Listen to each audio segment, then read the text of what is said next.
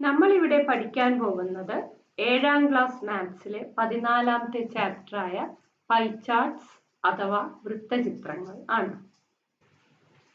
എന്താണ് pie chart അഥവാ pi diagram? അതിനു മുമ്പ് എന്താണ് പൈ? ഇംഗ്ലണ്ടുകാർക്കും അമേരിക്കക്കാർക്കും ഇഷ്ടപ്പെട്ട ഒരു ബേക്ക് ചെയ്ത പലഹാരമാണ് പൈ. ഈ ചിത്രത്തിൽ കാണുന്നത് പോലെ സ്ലൈസ് ചെയ്താണ് വീതിക്കുന്നത്, നമ്മൾ കേക്ക് മുറിക്കുന്നത് പോലെ. പൈ ചാർട്ടും ഇതുപോലെ സർക്കിളിനെ പല ഭാഗങ്ങളായി സ്ലൈസ് ചെയ്തിട്ടാണ് ഡാറ്റ കാണിക്കുന്നത്. വൃത്തത്തിന്റെ സ്ലൈസിന്റെ വലിപ്പം നമ്പറിനെ ആശ്രയിച്ചിരിക്കും.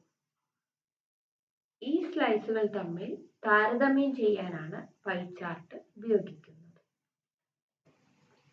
അടുത്തതായി ടെക്സ്റ്റ് ബുക്കിലെ എക്സാമ്പിൾ നമുക്ക് നോക്കാം. സ്കൂൾ ഇലക്ഷന് ഓരോ കാൻഡിഡേറ്റും കിട്ടിയ വോട്ടാണ് ഈ പിക്ചറിൽ കൊടുത്തിട്ടുള്ളത്. അതിന്റെ ചോദ്യത്തിലേക്ക് കടക്കാം. Who one the election? ആരാണ് വിജയിച്ചത്? ഈ പിക്ചറിൽ നിന്ന് നമുക്ക് മനസ്സിലാവും ഏറ്റവും വലിയ സ്ലൈസ് മറിയയുടേതായതുകൊണ്ട് മറിയാണ് വിജയിച്ചത്. അടുത്ത ചോദ്യത്തിലേക്ക് കടക്കാം. What all information do you get from this picture? രണ്ടാം സ്ഥാനം നാസിക്കാണെന്നും 3ാം സ്ഥാനം രമ്യക്കാണെന്നും മനസ്സിലാകും. ടെക്സ്റ്റിലുള്ള രണ്ടാമത്തെ എക്സാമ്പിൾ ഇനി നോക്കാം. Household expenses. ഫാത്തിമയുടെ വീട്ടിലെ ചെലവുകളുടെ പൈ ചാർട്ടാണ് തന്നിട്ടുള്ളത്. അതിൽ ഭക്ഷണം, വസ്ത്രം, ജീവകാരുണ്യ പ്രവർത്തനം, വിദ്യാഭ്യാസം, മറ്റുള്ളവ ഇതാണ് തന്നിട്ടുള്ളത്. ഇനി നമുക്ക് ക്വസ്റ്റ്യൻസിലേക്ക് കടക്കാം. For what is the most amount spent? ഏതിനാണ്? പിക്ചറിൽ നോക്കിയാൽ നമുക്ക് മനസ്സിലാകും മറ്റുള്ളവയിലാണ്, അതേഴ്സിലാണ് ഏറ്റവും കൂടുതൽ ചെലവ്. Second question, and the least, ഏറ്റവും കുറവ് ഏതിനാണ്? ഏതിനാണ്? എഡ്യൂക്കേഷൻ, അതായത് വിദ്യാഭ്യാസത്തിനാണ് ഏറ്റവും കുറവ്. Next question, for what all are the same amount spent?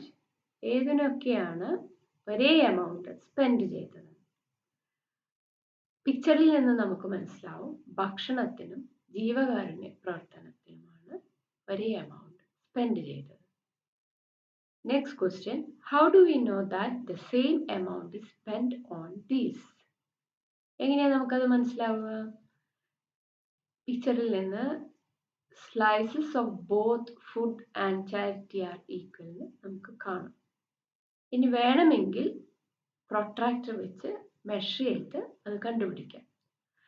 Protractor കൊണ്ട് എല്ലാവർക്കും മെഷർ ചെയ്യാൻ അറിയുമെന്ന് വിചാരിക്കുന്നു. എന്നാലും അറിയാത്തവർക്ക് വേണ്ടി ഞാനത് പറഞ്ഞുതരാം.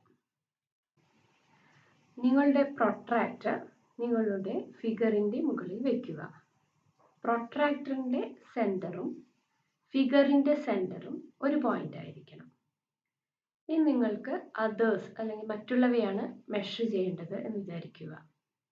അങ്ങനെയാണെങ്കിൽ അതിൻ്റെ ലൈനും പ്രൊട്രാക്ടറിൻ്റെ ലൈനും കോയിൻസൈഡ് ചെയ്യുന്ന വിധത്തിൽ വയ്ക്കുക. 0 എവിടെ നിന്നാണോ സ്റ്റാർട്ട് ചെയ്യുന്നത് അവിടുന്ന് ആംഗിൾ മെഷർ ചെയ്യുക. അപ്പോൾ നിങ്ങൾക്ക് മനസ്സിലാവും ആ രണ്ട് ലൈനിൻ്റെയും ആംഗിൾ 100 ആണ്. അതായത് അതേഴ്സിൻ്റെ ആംഗിൾ എന്ന് പറയുന്നത് 100 ആണ്. ഇനി നമുക്ക് ഫുഡിൻ്റെയും ചാരിറ്റിയുടെയും ആംഗിൾ മെഷർ ചെയ്ത് കണ്ടുപിടിക്കാം. ഇതിനായി ആദ്യം ചാരിറ്റിയുടെ ആംഗിൾ മെഷർ ചെയ്യാം. നിങ്ങളുടെ പിക്ചറിൻ്റെ മുകളിൽ പ്രൊട്രാക്ടർ വയ്ക്കുക.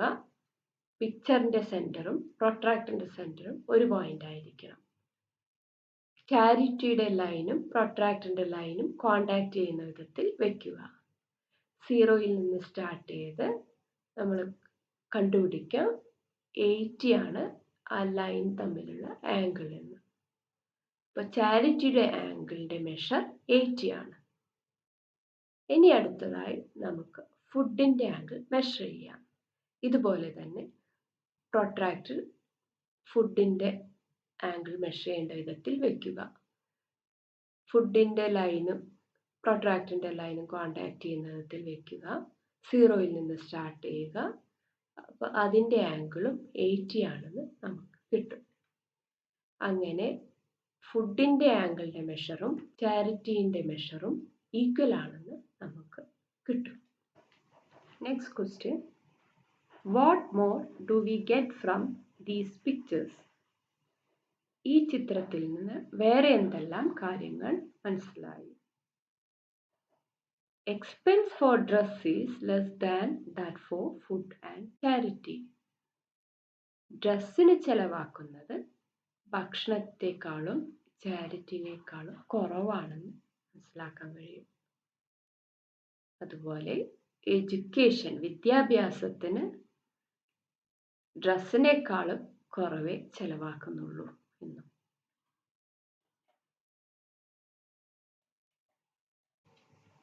എക്സാമ്പിൾ 3. ഒരു പഞ്ചായത്തിൽ വിവിധ ജോലികളിൽ ഏർപ്പെട്ടിരിക്കുന്നവരുടെ പൈ ചാർട്ടാണ് ഇവിടെ തന്നിരിക്കുന്നത്. കൃഷിക്കാർ, ഫാമേഴ്സ്, ട്രേഡേഴ്സ്, കച്ചവടക്കാർ, ലേബറേഴ്സ്, കൂലിത്തൊഴിലാളികൾ, ഫാക്ടറി വർക്കേഴ്സ്, ഫാക്ടറി ജോലിക്കാർ, ഗവൺമെൻറ് എംപ്ലോയീസ് ആൻഡ് അതേഴ്സ്. ഇനി നമുക്ക് ക്വസ്റ്റ്യൻ നോക്കാം. What is the occupation of the most number of people? ഏറ്റവും കൂടുതൽ ഏതിലാണ് ജോലി ചെയ്യുന്നത്? കൂലിപ്പണിക്കാരാണ് ഏറ്റവും കൂടുതലുള്ളത്, labourers. Next question, arrange the occupation in order of number of people in each.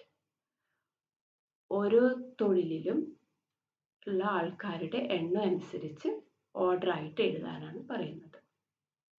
ഏറ്റവും കൂടുതലുള്ളത് labourers, next factory workers, government employees and farmers.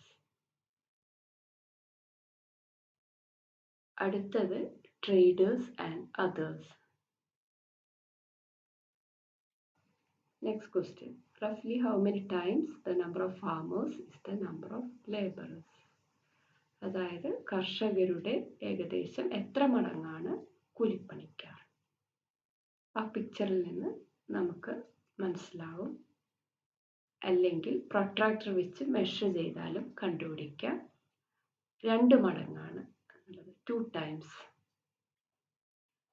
Next question, roughly what fraction of the total is the number of factory workers? Factory തൊഴിലാളികൾ ആകെയുള്ള എണ്ണത്തിൻ്റെ എത്ര ഭാഗമാണ്? നമുക്ക് protractor വെച്ച് measure ചെയ്താൽ കണ്ടുപിടിക്കാം. ഫാക്ടറി വർക്കേഴ്സിൻ്റെ ആംഗിൾ മെഷർ ചെയ്യാം. അത് ഏകദേശം 60 എന്ന് കിട്ടും. സർക്കിളിൻ്റെ മെഷർ നമുക്കറിയാം 360 ആണെന്ന്. അപ്പോൾ 60/360 ചെയ്യുക, അതായത് 1/6. അടുത്തതൊരു ഫൺ ആക്ടിവിറ്റി ക്വസ്റ്റ്യൻ ആണ്. ഒരു ക്ലോക്ക് വരയ്ക്കുക നിങ്ങൾ, എന്നിട്ട് അതിൻ്റെ ഓപ്പോസിറ്റ് നമ്പേഴ്സ് തമ്മിൽ ലൈൻ കൊണ്ട് ജോയിൻ ചെയ്യുക. അതായത് 12ഉം 6ഉം ജോയിൻ ചെയ്യുക, 3, 9, അങ്ങനെ ഓരോ നമ്പറും ഓപ്പോസിറ്റ് നമ്പറുമായിട്ട് ജോയിൻ ചെയ്യുക. അപ്പോൾ നിങ്ങൾക്ക് കുറേ സ്ലൈസ് കിട്ടും. എൻ്റെ ക്വസ്റ്റ്യൻ ഇതാണ്, what fraction of the total is 1 slice? അതായത് ഒരു സ്ലൈസ് എന്ന് പറയുന്നത് ആകെയുള്ളതിൻ്റെ എത്ര ഭാഗമാണ്? ഇതിൻ്റെ ഉത്തരം നിങ്ങൾ കമൻസിലിടുക. അടുത്ത വീഡിയോൻ്റെ തുടക്കത്തിൽ ഇതിൻ്റെ ഉത്തരം ഞാൻ നൽകുന്നതാണ്.